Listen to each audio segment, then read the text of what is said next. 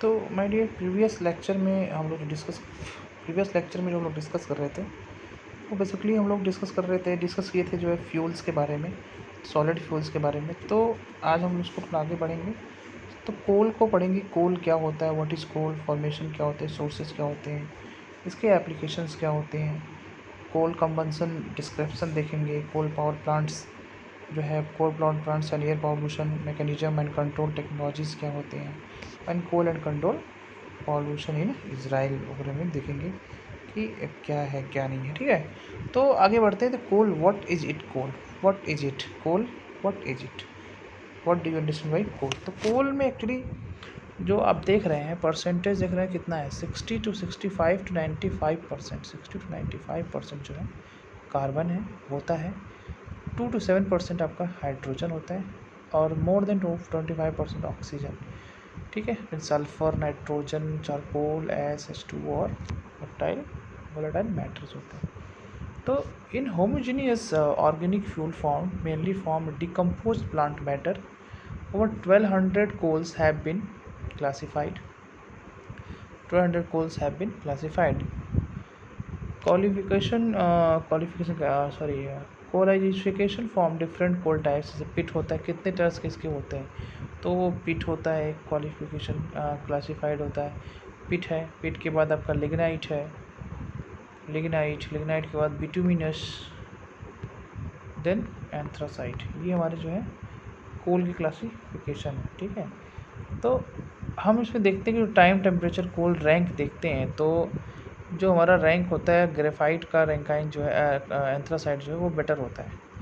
ठीक है, तो और ये जो सैम्पल्स हैं कोल के, कोल सोर्सेज क्या होते हैं, तो coals is the world's most plentiful fossils fuel होता है, खनिज फ्यूल है, और रिकवर करते हैं वर्ल्ड कोल रिजर्व और एस्टिमेटेड जो है 1 × 10⁻12 टन्स के बारे में। तो वर्ल्ड कोल रिजर्व जो है 1989 के अकॉर्डिंग जो है ये चीज़ें आपको दिख रही हैं कि रशिया में कितना है, चाइना में कितना है, और चीज़ों में क्या है। तो कोल एप्लीकेशन क्या होता है, एप्लीकेशन इन द सेंस कि कोल का यूज़ क्या है, कहाँ पर हम इसका यूज़ कर रहे होते हैं। तो कोल का जो एप्लीकेशन है वो होम घरों में यूज़ करते हैं, हीट एंड कुकिंग के लिए, कुकिंग के लिए, ठंड के टाइम में कुकिंग के लिए, हीटिंग के लिए। दूसरा है ट्रांसपोर्टेशन में, जैसे लाइक स्टीम इंजन कोल का जो एप्लीकेशन इन द सेंस मतलब होता है कि यूज़ क्या है उसका, कहाँ पे उसका यूज़ हो रहा है, इम्प्लीमेंट कहाँ हो रहा है। तो होम मतलब हो जाएगा होम में हीट एंड कुकिंग के लिए। ट्रांसपोर्टेशन मतलब स्टीम इंजन में यूज़ होता है। इंडस्ट्री मेटल वर्क के लिए, एंड इलेक्ट्रिसिटी पावर प्लांट में यूज़ होता है। तो मेन जो प्रोसेसेस हैं इन कोल कंबंसन में वो हम देख लेते हैं, जो मेन प्रोसेसेस हैं। तो main processes in coal combustion में अगर हम देखते हैं तो सी कि coal particles P for coal and D is the 30 to 70 micrometre होता है। And devolatilisation, this here is devolatilisation होता है। एंड फिर वोलेटाइल्स होते हैं कुछ, फिर चारकोल्स होते हैं, होमोजीनियस कंबंसन होता है, तो बचता है CO2 H2O होता है। फिर हेट्रोजीनियस होता है, हेट्रोजीनियस कंबंसन हमारा हो जाता है, होमोजीनियस होता है, हेट्रोजीनियस होता है। ये सारी चीज़ें होती हैं, क्लियर, राइट। तो फिर आगे देखते हैं।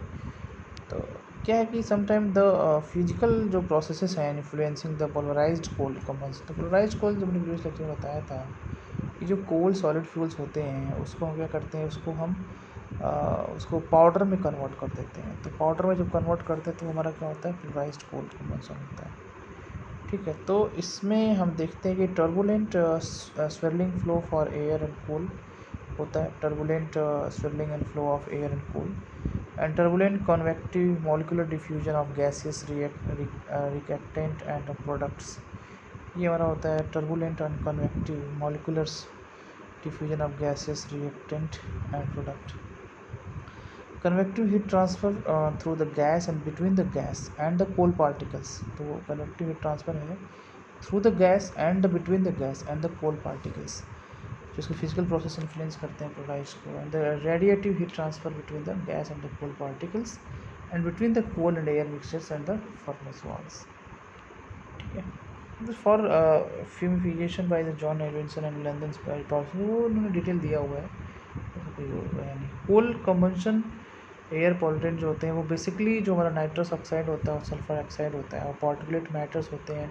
देखिए बेसिकली जो हमारे एटमॉस्फियर को जो है पॉल्यूट करते हैं वो हमारा NOx है जो डायरेक्टली आता है, फिर SOx है, एंड द पार्टिकल्स PM जो बोलते हैं पार्टिकुलेट्स मैटर्स इनऑर्गेनिक कंपाउंड जो है हाइड्रोकार्बन होते हैं, अनबॉन्ड हाइड्रोकार्बन होते हैं जो कि बिना बर्न हुए हमारे एटमॉस्फेयर में चले जाते हैं, तो हमारे कहीं ना कहीं एटमॉस्फेयर को जो है क्या करते हैं, प्रदूषित करते हैं। तो कार्बन डाइऑक्साइड का जो हमारा होता है C plus carbon plus oxygen CO2 बनाता है। इसमें 99% जो है कार्बन को होता है, carbon and coal is converted into the CO2। जो 99% जो कार्बन होता है वो कन्वर्ट किया जाता है इसमें, कोल में कन्वर्ट किया जाता है, ठीक है, कोल में कन्वर्ट कर दिया जाता है। फिर कार्बन मोनोऑक्साइड जो होता है, carbon monoxide carbon plus half O2 बराबर होता है CO is minimized by control of the combustion process, air fuel ratio, residence time, temperature और टर्बुलेंस, ये सारी चीज़ें होती हैं। फिर पार्टिकुलेट मैटर्स जो होते हैं, बॉटम एस होते हैं, फ्लाई एस होते हैं। तो पार्टिकुलेट मैटर्स होते हैं composition and emission levels are complex function of coal properties, boiler, firing configuration, boiler operation and pollution control equipment. अब पार्टिकुलेट्स मैटर जो होते हैं ना, बेसिकली जो हमारे वो होते हैं, सूट होते हैं ना, वो सारी चीज़ें इसमें इन्वॉल्व होती हैं। एक्चुअली जो है जो हमारा पार्टिकुलेट्स मैटर होते हैं ना, कैसे हम पार्टिकुलेट्स मैटर्स को कैसे कंट्रोल करेंगे। तो इलेक्ट्रोस्टैटिक्स प्रेसिपिटेटर्स लगाते हैं जो यूज करते हैं जिसको या फिर जो है साइक्लोन लगाते हैं, या फैब्रिक फिल्टर यूज कर देते हैं, या वेट स्क्रबर यूज कर देते हैं, है ना। तो ये चीज़ें होती हैं। तो फिर मेटल्स आ जाते हैं। फिर ऑर्गेनिक कंपाउंड्स, आपने इसको डिस्कस किया है, पढ़ा होगा कि ऑर्गेनिक कंपाउंड होते हैं कि इंक्लूड करता है volatile and semi volatile material जो होते हैं, और कंडेंसेबल होते हैं, कूलिंग के पर्पज से भी होता है, इधर प्रेजेंट इन द कोल और the form as a product of the incomplete combustion, जैसे अनबर्न्ड हाइड्रोकार्बन बोलते हैं, या इनकम्प्लीट कंबंशन मतलब जहाँ पे फ्यूल कम्प्लीटली बर्न नहीं होते हैं, ठीक है। The main groups of the environmental concern are the tetrachloro and through the octochloro and dioxin and polyclinic organic material. Emissions depends on the combustion behavior in the boiler, like air fuel mixture and ratio, resistance time and temperature or the turbulence.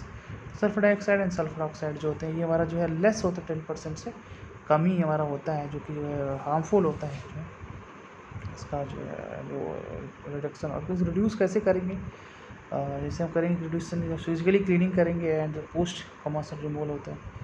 Nitrous oxide, तो ये सारी चीज़ें कोल हैं, जो main NOx mechanism है वो thermal nitrous oxide and prompt nitrous oxide and fuel NO volatile and NO and charcoal होता है, तो थर्मल नो मैकेनिज्म होता है। तो these are the chemical equations, actually these are the chemical equations जो आपको दिख रहे हैं, these are the chemical equations.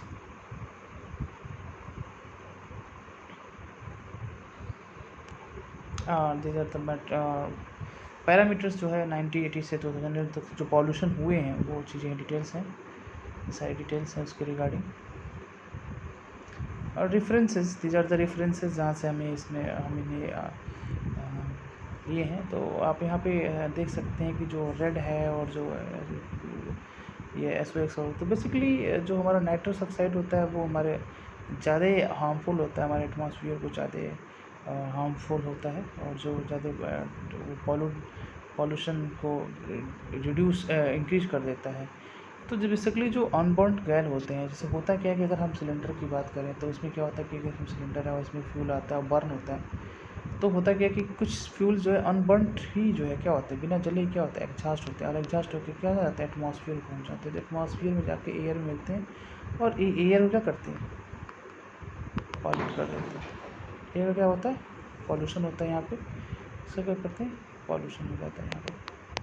तो बेसिकली ये जो हमारे पैरामीटर्स हैं, nitrous oxide, sulphur dioxide, particulates matters, ये सब जो है सूट जो बिना अनबर्न हाइड्रोकार्बन जो एटमॉस्फेयर में जितने बिना जले, जैसे फ्यूल अगर कम्प्लीटली बर्न हो जाता है तो CO2 हमारे एटमॉस्फेयर में मिलता है, बट अगर फ्यूल बर्न नहीं होता है तो इन सब फॉर्म में मिलता है, नाइट्रस ऑक्साइड और सल्फर डाइऑक्साइड के फॉर्म में हमें मिल रहा होता है। तो इन सब चीज़ों को हमें ध्यान देना है। तो आज जो हमने डिस्कस किया वो हमने जो है कोल्स के जो क्लासिफिकेशंस हैं, कोल्स के जो एप्लीकेशन हैं, जो कहाँ कहाँ कोल्स यूज करते हैं वो हमने देखा, क्लासिफिकेशन में देखा कि हमने कहाँ कहाँ यूज करते हैं, ये सारा चीज़ देख लिया।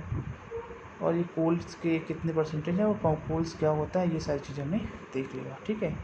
तो ठीक है, फर्दर के जो लेक्चर्स होंगे आगे हम लोग फिर डिस्कस करेंगे, तब तक के लिए